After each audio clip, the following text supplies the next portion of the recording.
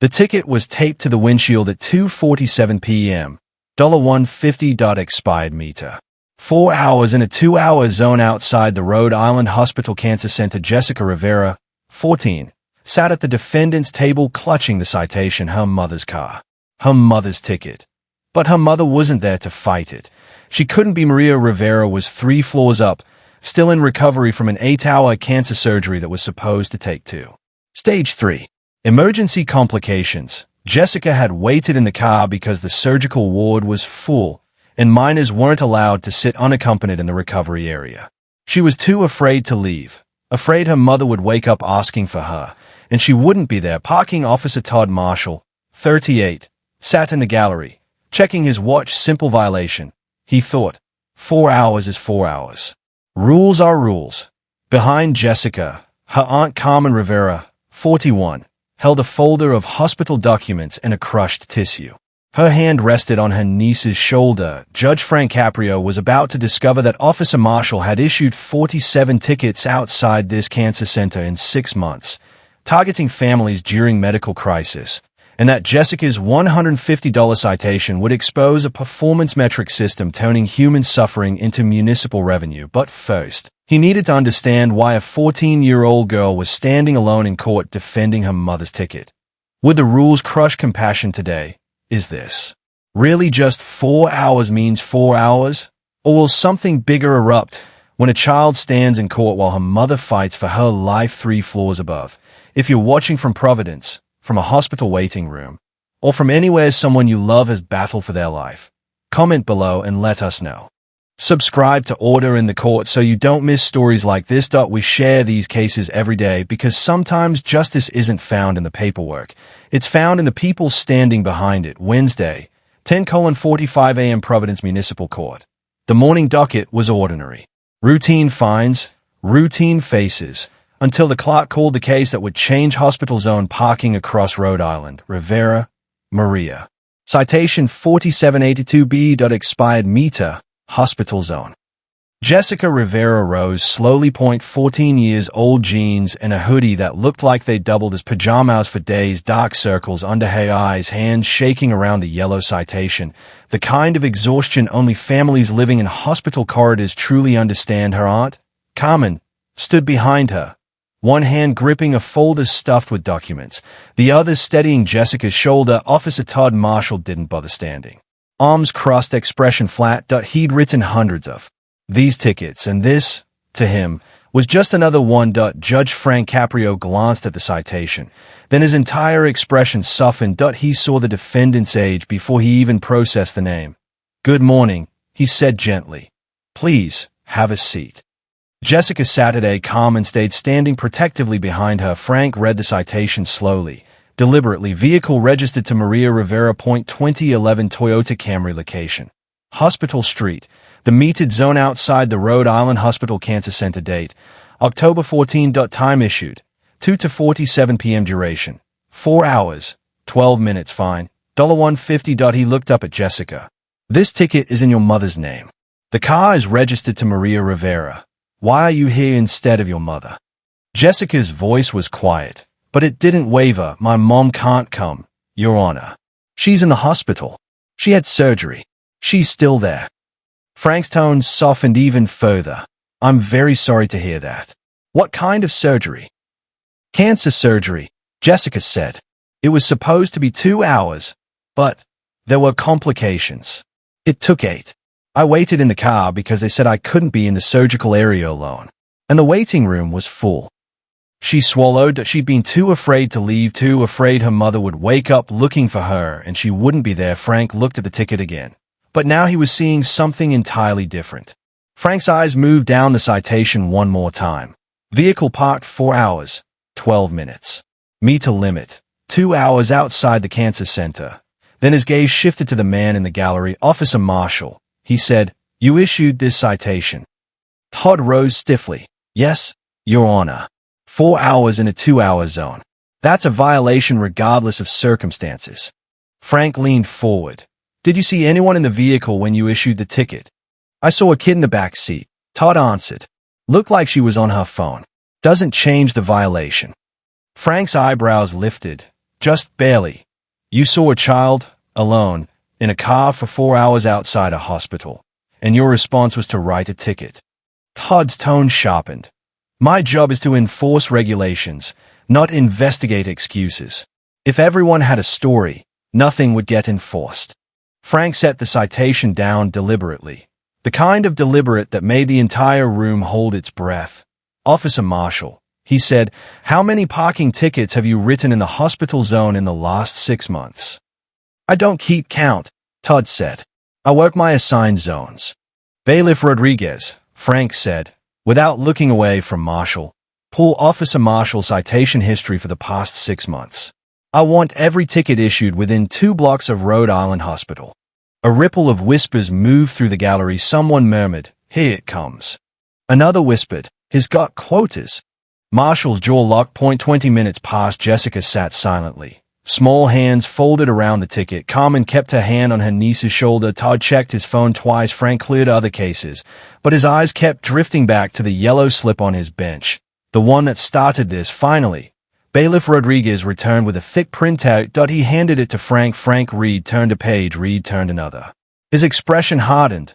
Officer Marshall, he said slowly, in the last 6 months, you have written 127 parking citations in the hospital zone. 47 of them were issued directly outside the cancer center.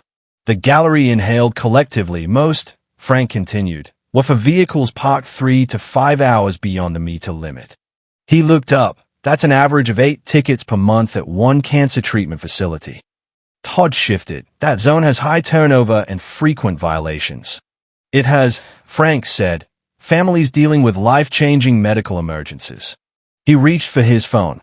Bailiff, connect me to the patient advocate office at Rhode Island Hospital. Speakerphone, please. You could have heard a pin drop. Jessica glanced back at Carmen. Her aunt gave her a silent, reassuring squeeze. The line clicked. A calm voice answered. Patient advocate office. This is Susan Chen. Miss Chen, Frank said. This is Judge Frank Caprio from Providence Municipal Court. I have a case involving a citation outside your cancer center. Could you tell the court the typical duration of appointments and procedures there? Susan didn't hesitate. Initial consultations are 2 to 3 hours. Chemotherapy sessions last 3 to 6. Surgical procedures can take anywhere from 2 to 8 hours, sometimes longer if there are complications. Frank closed his eyes for a moment. That was all he needed to hear. We always advise families to expect procedures to run longer than scheduled, Susan continued, the strain in her voice unmistakable. Medical situations are unpredictable, and parking is, well, a nightmare. We have 40 parking spaces for a 200-bed facility. The meters outside cap at 2 hours. We've been begging the city to extend the limits or create validated medical zones for years. Nothing has changed. Her frustration bled through the speaker. Families get ticketed while their loved ones are in surgery or treatment. It's financial stress piled on top of the worst moments of their lives. Thank you, Miss Chen. Frank ended the call quietly, then lifted his eyes to Officer Marshall. Officer Marshall, you've been systematically ticketing families during medical emergencies. The hospital's patient advocate just confirmed that cancer procedures routinely exceed 2 hours, sometimes by 6 or more. You knew the vehicles outside that center almost certainly belonged to families dealing with life-threatening situations. He paused. Did you ever contact the hospital before issuing a ticket? That's not part of my protocol. Did you ever ask yourself why a child was sitting alone in a car for 4 hours? I'm not required to investigate circumstances. The limit is 2 hours. The vehicle exceeded it. I wrote the citation. Frank held the report up. You wrote 4 to 7 of them. Outside a cancer center. A voice rose from the gallery, soft but breaking. My husband had chemo there last month. I got a ticket. I was holding his hand while he was vomiting from the drugs. I paid it. I didn't know I could fight it. Another voice followed. My mother. 6-hour surgery. Same ticket. I paid it. Frank lifted his hand gently. I understand. Please, let's continue on the record. He turned to Carmen. Miss Rivera, you brought hospital documentation. Yes, Your Honor. She opened the folder. Admission records, surgical notes, timeline. Everything. Frank read page 1. Page 2. Page 3. His expression hardened with every line. October the 14th, 10:23 a.m. Maria Rivera admitted for emergency surgery. Tumor rupture. Internal bleeding. Life-threatening. 10:45 a.m. Jessica Rivera, age 14, told she cannot stay in the surgical ward. Minor. Unaccompanied. Liability restrictions. Waiting room full. Instructed to wait in the vehicle or return later. 11:00 a.m. Surgery begins. Frank set the final page down. Jaw tight. Estimated duration. 2 hours. 2 to 47 p.m. Citation issued by Officer T. Marshall. Vehicle parked 3 hours, 47 minutes. 3 to 15 p.m. The surgery continues. 7 to 00 p.m. Surgery ends. Maria Rivera, stable, but in critical condition. 7 to 30 p.m. Jessica Rivera, age 14, is finally allowed to see her mother in recovery. Frank read the surgical notes aloud. Tumor rupture, emergency intervention, complications requiring an extended procedure. 8 hours to save Maria Rivera's life, while her 14-year-old daughter sat alone in a parking lot, too terrified to leave, too young to sit inside, and too numb to cry anymore. And at 2:47 p.m., right in the middle of that nightmare, a parking officer wrote a $150 ticket. Frank's voice was almost a whisper, but every word struck like a hammer. Officer Marshall, while this child's mother was on an operating table fighting for her life, while Jessica sat alone in a car praying she would survive, you issued a citation. Is that correct? Officer Marshall's face flushed. I didn't know the situation. You didn't ask, Frank replied. You saw a child alone in a car for hours outside a cancer facility, and instead of checking whether she needed help, you wrote a ticket. Silence. Bailiff, Frank said. Contact the Providence Parking Authority. I want to speak with the director. I want clarification on quotas, performance metrics, and whether Officer Marshall has been specifically assigned to hospital zones. Within an hour, Michael Foster, 52, director of the Providence Parking Authority, arrived. Uncomfortable, tense. Director Foster, Frank began. Does your department operate under a quota system? Not quotas, Your Honor, performance metrics. Officers are expected to issue a minimum number of citations per shift to justify operational costs. How many? 15 citations per 8-hour shift. Officer Marshall exceeds expectations. He averages 22 citations per shift, primarily in hospital zones. Frank stayed at the cancer center. It has high citation potential due to meter violations.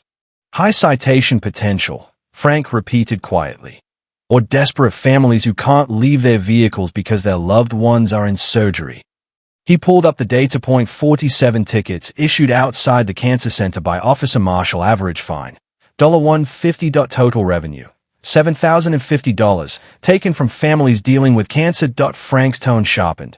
How much of that revenue influences Officer Marshall's performance evaluation? Officers receive annual reviews based on citation numbers. It affects advancement eligibility. So he is incentivized to write tickets regardless of circumstances. To target families in medical crisis because they can't move their cars. To ignore common sense because performance metrics matter more than compassion. Michael Foster had no response. Frank's ruling was immediate. This citation is dismissed. Jessica, you and your mother owe nothing. He turned to Director Foster. I'm ordering a review of all 47 citations issued by Officer Marshall outside the cancer center in the past 6 months. Any family who paid those fines is to receive a full refund. I further recommend that the parking authority eliminate citation-based performance metrics, implement a medical validation program with Rhode Island Hospital, and require officers to consult patient advocates before citing vehicles that appear to exceed meter limits in medical zones. Then he looked at Officer Marshall. You are suspended, pending an internal investigation into whether you deliberately targeted vulnerable populations. He turned to Jessica, and for the first time that afternoon, his voice softened. Jessica, I'm sorry you had to go through this while your mother was in surgery. You did nothing wrong. Your mother did nothing wrong. This system failed you, and that failure is on us, not on you. Jessica's eyes welled with tears. Thank you, Your Honor. We couldn't afford the $150. Mom's medical bills are already over $60,000. I didn't know what to do. Carmen wrapped an arm around her niece, pulling her close. 3 weeks later, Officer Todd Marshall was terminated. The internal investigation revealed the full truth. He had intentionally targeted hospital zones because they offered high citation volume with minimal effort, cars overstaying meters, drivers unable to leave because they were inside with loved ones, families in crisis. Easy revenue. He knew exactly what he was doing. He showed no discretion. And during his termination interview, he showed no remorse. I enforced the rules as written, he said coldly. If the city wanted exceptions, they should have put them in writing. The remaining 46 families ticketed outside the cancer center were contacted. All fines were refunded. Many had paid months earlier, too overwhelmed with medical emergencies to fight a citation. One woman, Patricia Morrison, had paid her $150 ticket the same week her husband entered hospice. I didn't have the energy to fight, she said. My husband had days to live. A parking ticket was just one more cruelty in a series of cruelties. She received her refund. A small comfort. But something under public pressure, the city of Providence finally acted. Within 2 months, sweeping reforms took effect. Hospital meter limits extended from 2 hours to 4. Medical parking zones created. With validation through local hospitals, officers required to contact patient advocates before ticketing vehicles near medical facilities that appear abandoned. Performance metrics eliminated entirely. Officers now evaluated on professionalism, discretion, and community service, not citation volume. Rhode Island Hospital installed a validation kiosk. Families facing emergencies, long procedures, or extended visits could now get parking validated at no cost. No more choosing between staying with a loved one and feeding a meter. These changes came too late for Jessica and the 46 families before her, but they would protect thousands in the years to come. Today, Jessica Rivera is 15. Her mother, Maria, is alive. The surgery succeeded. She's in remission. Fragile, but fighting. When I found the ticket, I wanted to cry. Jessica says, Mom was in surgery. I didn't know if she'd survive. I was 14, alone in the parking lot, terrified. Then there's this $150 ticket on the windshield. She pauses. We couldn't afford it. I didn't even know you could fight a ticket. I thought, you just paid. Carmen sits beside her, jaw tight. I was furious.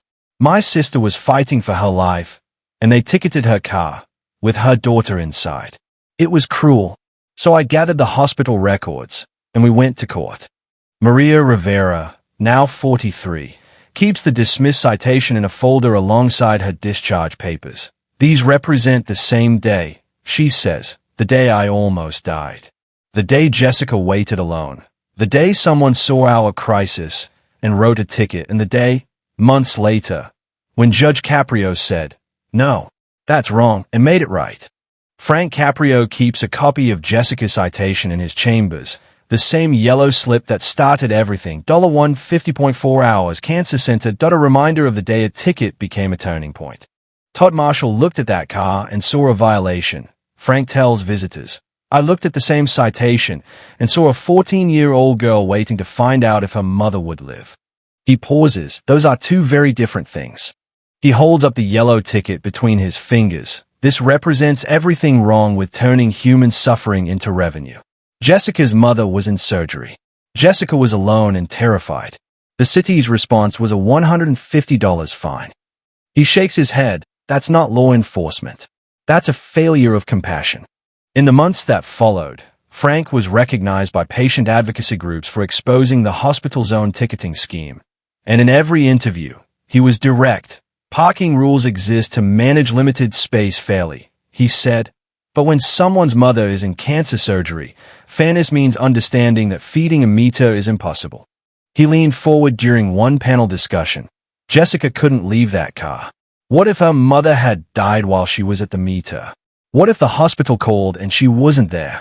A child should never have to choose between being available for her dying mother and avoiding a parking ticket. He held up the thick stack of dismissed citations, each one a story, a nightmare, a crisis. These represent 47 families dealing with cancer, surgery, treatment, and death, and we ticketed them that we added financial stress to medical trauma, that's not governance, that's failing people when they need help the most. Jessica's $150 ticket became a symbol. Patient advocacy groups now use it in presentations. Hospital administrators reference it when lobbying for policy reform. Ethics instructors for municipal parking officers teach it as a case study, a stark example of how rules without compassion become cruelty. Providence's reform sparked a ripple effect. Boston eliminated meters within one block of major hospitals. Hartford created free medical parking with hospital validation. New Haven extended medical zone meter limits to 6 hours. 12 cities nationwide reviewed their hospital zone enforcement strategies, some for the first time in decades, and all of it, every reform, every policy shift, began with a girl who refused to disappear into the system. A 14-year-old who could have stayed silent, who could have paid the fine and walked away. But she didn't. With her aunt by her side, she went to court. She told her story, and by doing so, she changed how thousands of families would be treated during the hardest days of their lives. She exposed a system that prioritized revenue over compassion, and Judge Frank Caprio listened. His courtroom proved that day that parking citations aren't just about rules. They're about people. They're about the lives happening behind the windshield. They're about understanding that a child waiting for her mother isn't a violation. She's a heartbeat, a fee, a prayer in the middle of a crisis. And sometimes the most important thing a judge can do is look past the paperwork and see the human being sitting in front of him. Rules exist to serve people, not punish them. Compassion isn't an exception to justice, it's the purpose of justice. So what do you think? Should cities create medical parking zones near hospitals? Should officers who ticket families during emergencies face consequences? Should performance metrics ever outweigh humanity? Let your voice be heard. Share your thoughts below. And if you believe in justice that sees people, not just violations, subscribe to Order in the Court for more stories where empathy wins, truth matters, and a single moment can change everything. Dramatization for storytelling and education, not legal advice or reporting.